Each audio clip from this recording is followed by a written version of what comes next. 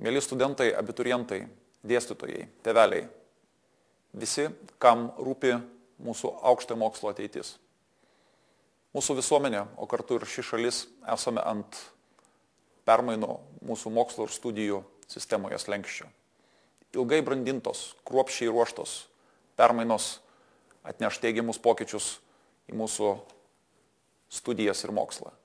Šiandien, kuomet akis bado įsisenėjusios aukštojo mokslo problemos, kuomet jauni žmonės šimtais ir net tūkstančiais kasmet renkasi studijas užsienyje, negalime ilgiau delsti ir privalome pradėti reformą jau šiemet.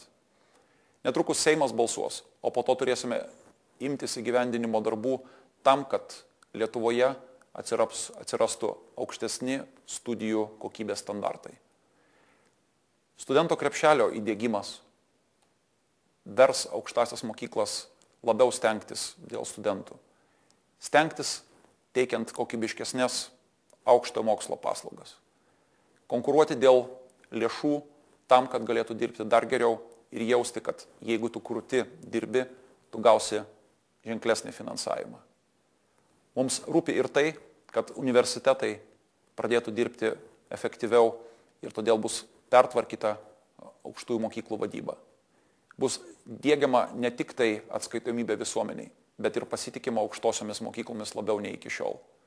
Todėl manau, kad visos šios teigiamos permainos yra visų mūsų bendras darbas.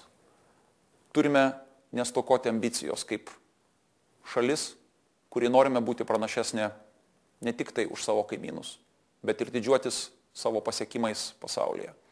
Aukštasis mokslas gali tapti Lietuvos stūmokliu ne tik išbrendant iš ekonomikos nuosmukio, bet ir sustabdant gabiausiųjų, talentingiausiųjų išvykimą iš Lietuvos. Kviečiu bendram darbui, kviečiu siekti kompromisų ir dialogo. Tokiu keliu judėsime į priekį ir nebejotinai pasieksime teigiamų rezultatų.